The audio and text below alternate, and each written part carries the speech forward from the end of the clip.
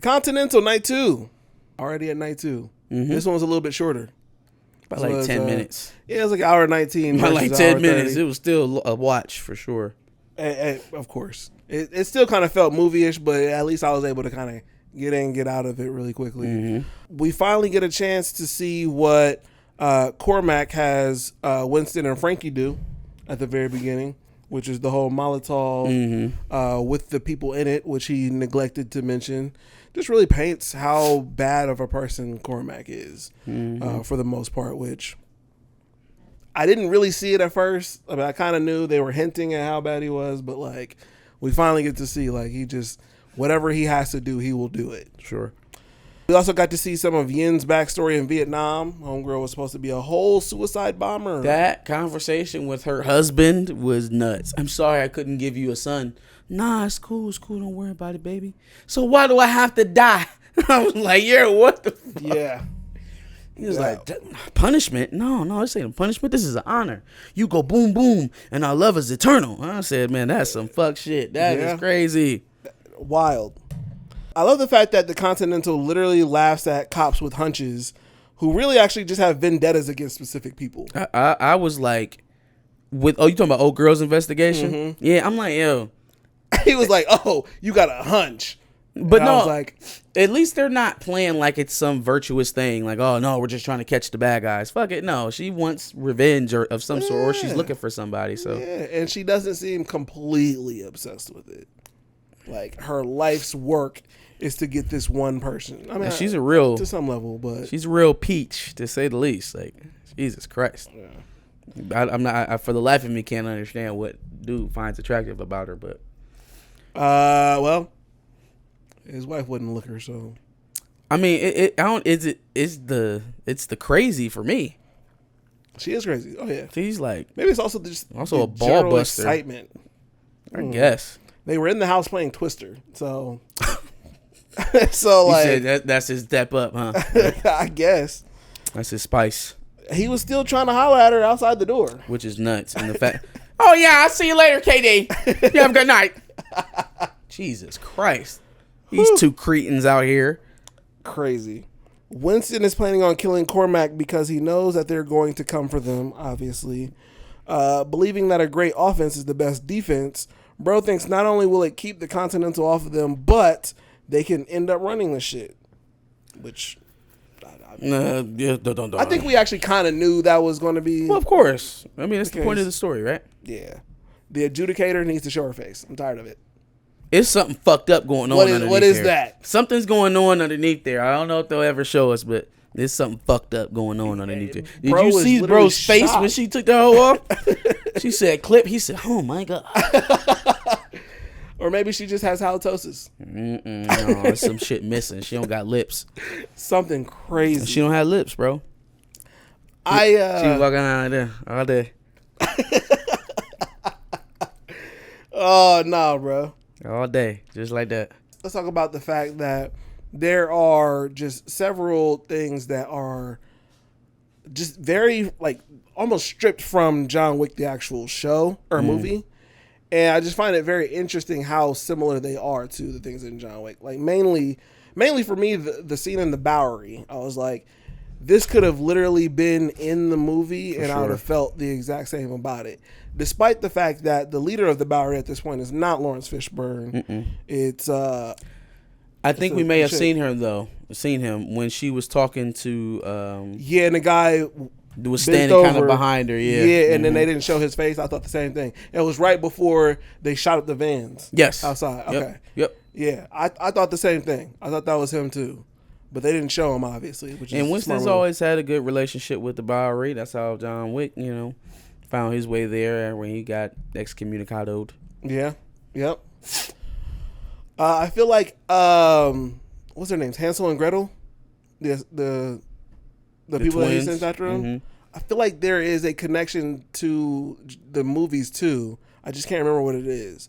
Like, they're not in the movies, but, like, there's some other twin team up or something like that. There was one in John Wick 3.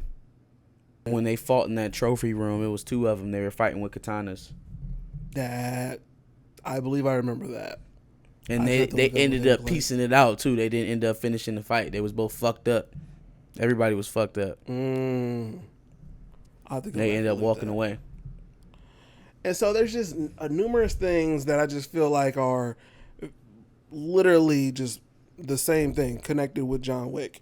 That's very interesting, but I just don't want them to like basically place these things and make them the exact same thing. Like I kind of want to see the nuances out of them, which I guess the Bowery kind of had some of that, which I like, but I don't want them to be the exact same thing. There's different leadership, so kind of make them a little bit different. Scenes like what we got with Miles and Jenkins, the sniper, fire. That's I want to see more of that going. He's dope. In the night 3 or whatever. He's also the black sibling's father's boyfriend. The black sibling's father's boyfriend. Yeah. Did they say that? No. Did I miss that? No, but I'm calling it.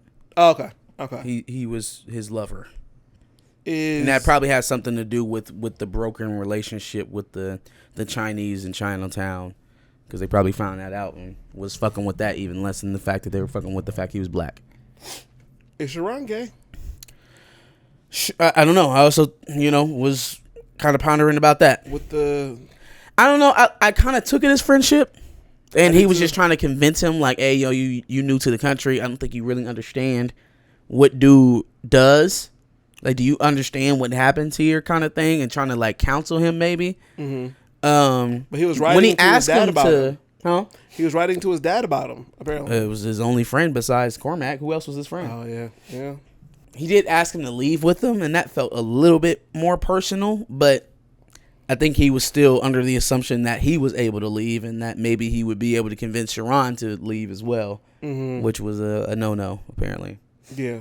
I like the fact that we're getting to see obviously more about Charon and his motivations and things like that. Because Charon's a very loyal character, right? And he got brought over there to do a job, and he's going to do it because he was promised something, and he has someone that's dependent on him. Mm-hmm. It wasn't until Winston kind of pulled back the veil and kind of told him what the future of this arrangement actually looks like, and then they all got confirmed when he went back home. Mm-hmm. Right, that seeing that kind of encapsulated everything that Winston was talking about. And then he asked him, he was like, yo, what was it that he was trying to steal from you? And he was like, you. If someone's trying to steal something from you and they tell you that the thing that they were trying to steal was you, that means they own you.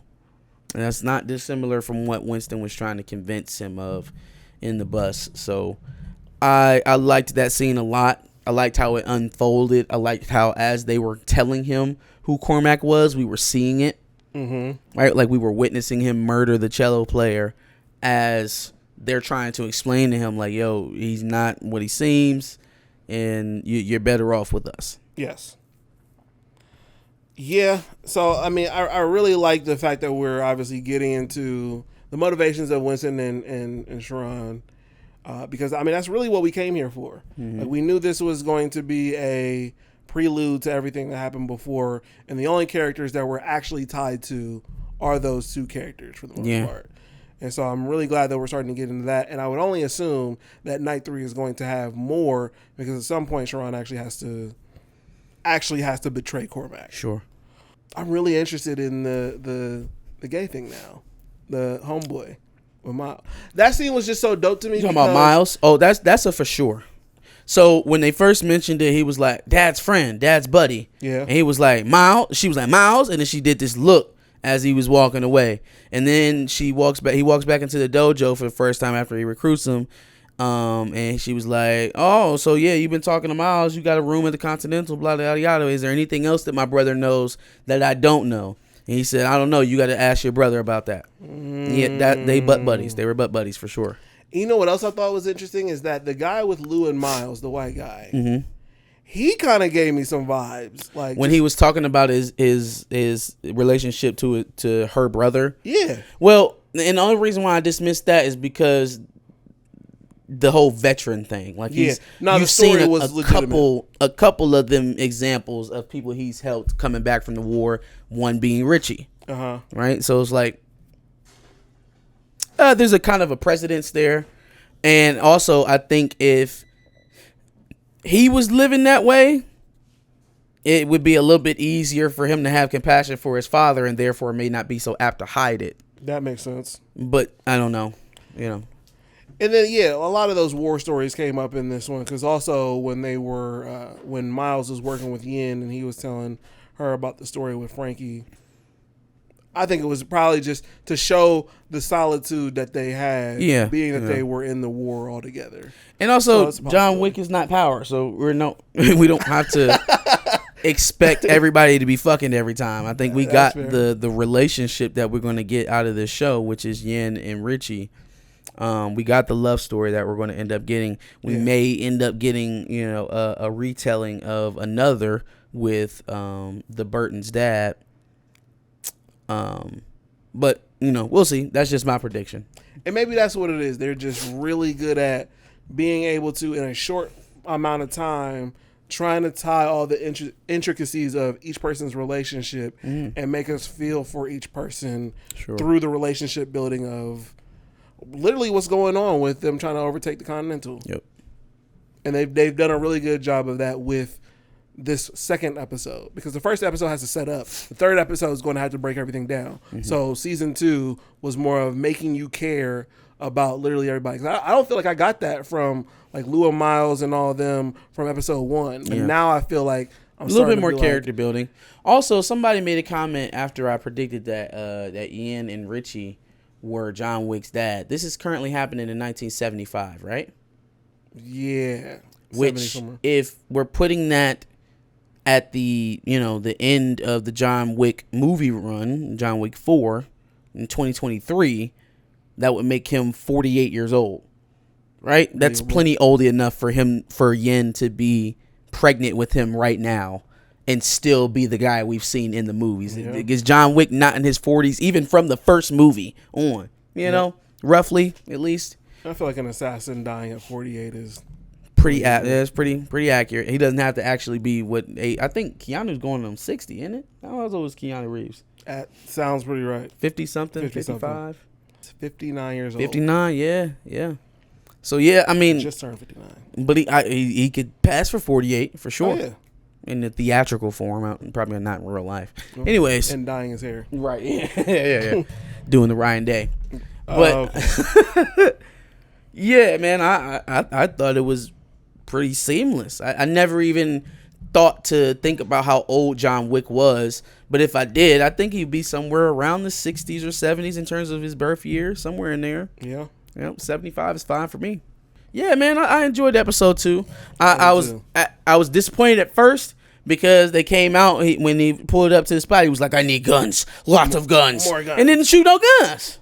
Yeah, didn't shoot no guns. Yeah. Thought he was about to go beat a big payback. You know what I'm saying? Well, night 3. He recruited